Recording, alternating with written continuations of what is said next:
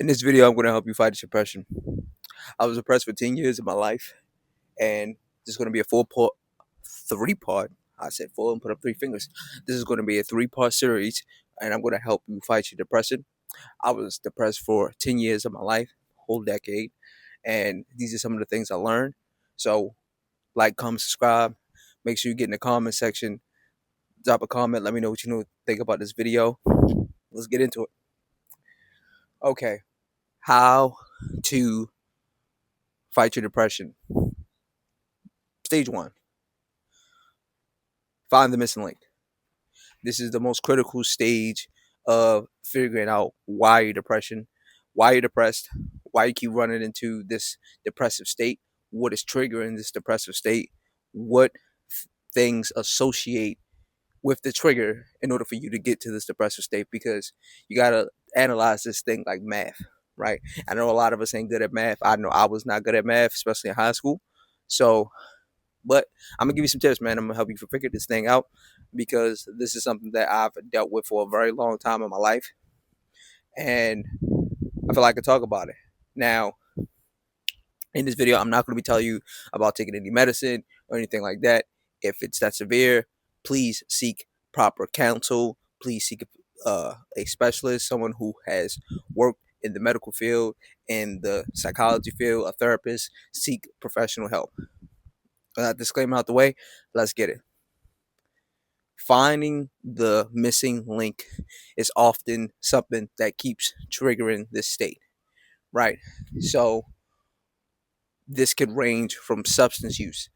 So if you're smoking weed all the time and you realize when you don't smoke weed, you start to get depressed, right? When you don't touch the eye, you start to get depressed. Or if you're smoking and you notice that depressive feeling, find what your triggers are.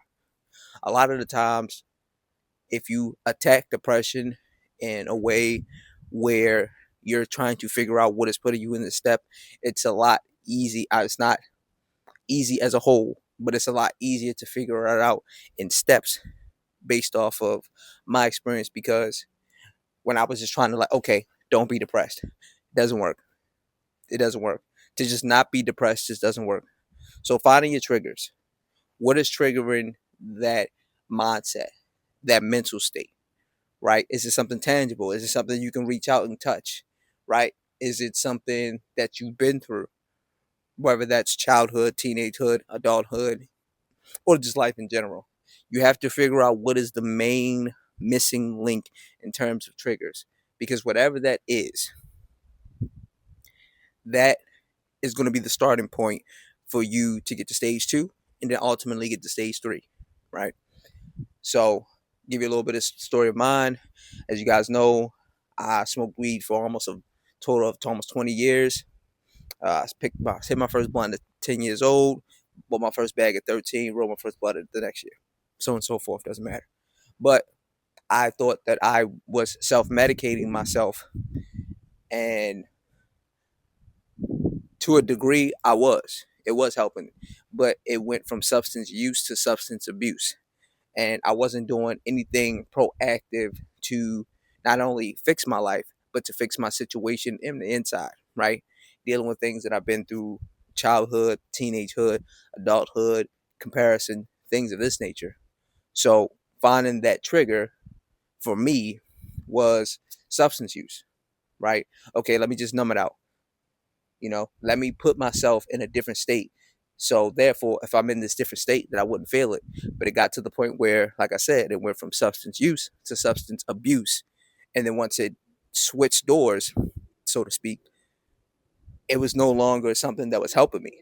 It was actually something that was not only not helping me, but putting me in a worse place, because now I depended on this substance. But while using the substance, I was consequently start to feel a lot worse. I would sit there and think a lot more about my problems, what's not going right in my life. And then ultimately, Mary Jane being what it is, I was lazy, right?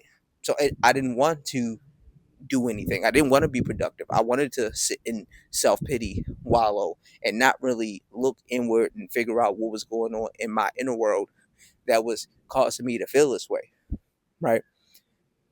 You have to analyze, you kind of gotta almost look at it from like a business standpoint, right? Let's say you're a business owner and you're looking to hire some employees. You are the owner, and the employees that you're looking to hire is these triggers, these emotions, these things that are getting you into that regressive state of being, which is depression. No, I don't think all depression is equal. Some of us have clinical depression, right, where it's been documented. Henceforth, seek guidance, seek counsel, seek therapy, right? But I'm talking about for the average Joe Schmo. This is practical stuff that you can do for the average person who may be in a bit of a funk and haven't been clinically diagnosed with depression, right? But you feel it, right? You feel what's going on. Finding the triggers, find the triggers, find the triggers, find the triggers. So for me, you know, substance, that was a big trigger, right? Comparison, that was a big trigger because it's like, all right, I'm this age and I'm seeing people my age up here. Why am I not up here? Right? And they say this, you hear this often, comparison is a thief of joy. And that could never be so far from the truth. That can never be so far from the truth. Comparison is the thief of joy if you allow it to be in your life. If you're sitting around and, oh, okay, how do I measure up to this dude? Okay, I got a Honda. He, got a GTR. Maybe I don't add up. Y'all both got cars. At the end of the day, right? With the right modifications, your Honda could be just as fast as a GTR.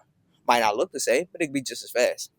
So the thief of comparison is one thing that will keep you in that constant state of depression because you're comparing your life to the next person. You're comparing your chapter 6 to their 31. You're comparing your chapter 2 to their 10, vice versa, right?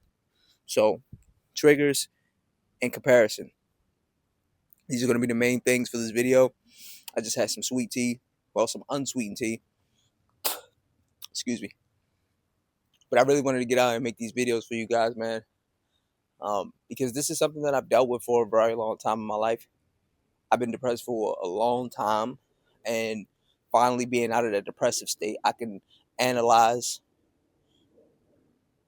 the things that I was doing that ultimately kept me in that state, right? Then the third tidbit I'm gonna give you for this video is holding yourself accountable. Now, this may seem a little odd, right? But you have to look at the decisions you made, could have made, or didn't make to get an objective viewpoint to where you are today, right? In no way, shape, or form am I saying that your depressive state isn't real, right? I'm not saying that. I won't subscribe to that. But what I am saying is that you have a hand in it, which is very true. You have a hand in it, whether you know it or not, whether you believe it or not. So this is why you really want to analyze what you're doing on an everyday basis, what you're not doing on an everyday basis, right? If you want to lose weight or get in shape, I always bring up fitness because fitness is something I'm very proud of. But you're not moving in those directions, right? You're eating in a calorie surplus instead of a deficit. You get what I'm saying? So you kind of got to make sure that you're holding yourself accountable. Now, certain things that we've all been through that we are not responsible for, right? We've all been through something that we had no hand in, right? But we are now responsible for the damage that's been done on us, right? So you got to that's where you take accountability for that part, you know? You got to take accountability for that part. Okay, this might not have been fair. This might have happened to me. But now that I have this damage, what do I do with it to turn this damage into healing and then turn this healing into something good? That's why I make these videos, right? So these are the 3 points for stage 1 of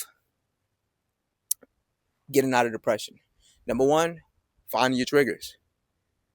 Find your triggers. Figure out what's triggering you, what's associated to the triggers, right? Number 2, responsibility, right? Holding yourself responsible for the things that you did, the things that you didn't do, and where you're at today to get an objective viewpoint of your depression. And number three, and number three, stop comparing yourself to other people. Stop comparing yourself to other people. Stop comparing your situation to an older situation. Stop comparing something you might have had been in a good opportunity in the past. It's no longer a thing now. The thief of comparison, the thief of the thief of joy is comparison. All right, guys. So make sure you like, comment, share, subscribe, send this to somebody who it may help. And I'm gonna get with y'all in stage two. I'm out.